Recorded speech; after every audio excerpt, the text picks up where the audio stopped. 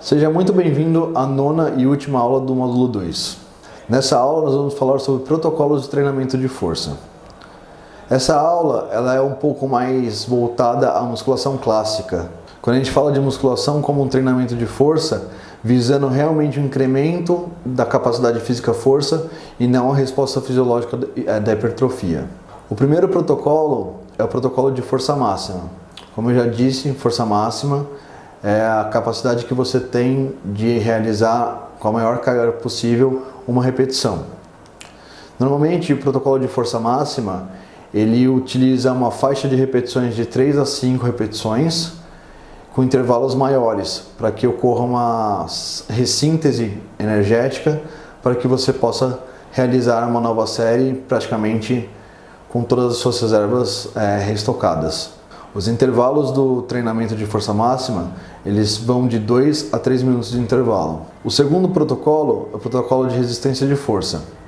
Como eu já disse, a resistência de força, ela tem relação com o máximo de movimentos que você consegue fazer com uma determinada sobrecarga. O protocolo de treinamento de resistência de força utiliza tradicionalmente repetições que variam de 15 a 20 repetições, em intervalos que variam normalmente de 30 a 60 segundos.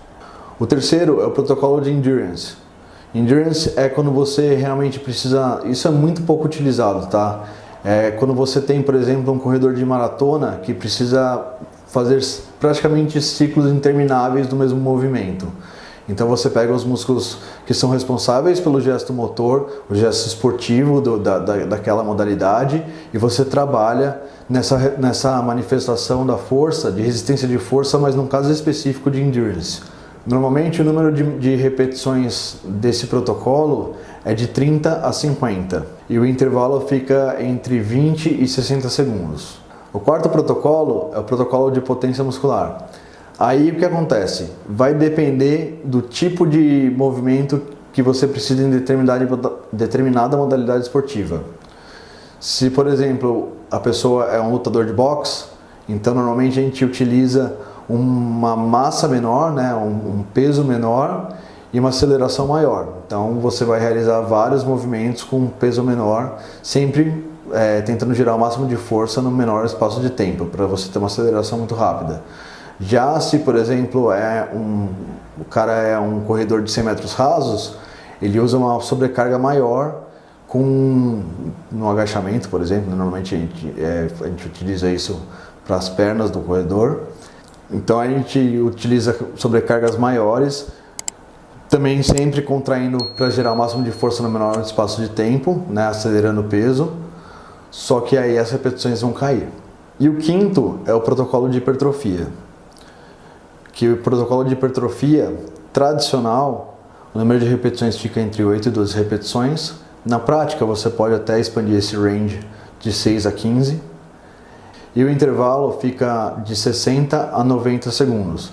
Mas na prática também você pode expandir esse range de 40 a 90.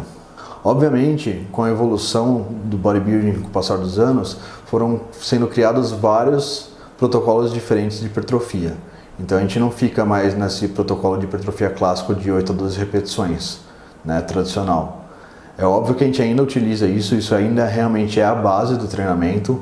Vai ter uma parte da periodização que a gente vai realmente utilizar, treinamentos multisséries, que vocês vão ver na parte de protocolos de hipertrofia, que existe o protocolo de multisséries, que é aquele tradicional, que todo mundo conhece, 4 séries de 12, 4 séries de 8, por aí vai. A gente utiliza sim esse tipo de protocolo, mas existem coisas muito mais complexas hoje em dia que a gente faz, porque hoje em dia a gente tem o conhecimento dos tipos de estímulos diferentes, de estímulos tensionais e metabólicos. Na época que tudo isso foi criado, esse know-how ainda não existia, não consolidado dessa forma. Então é isso e até a próxima aula.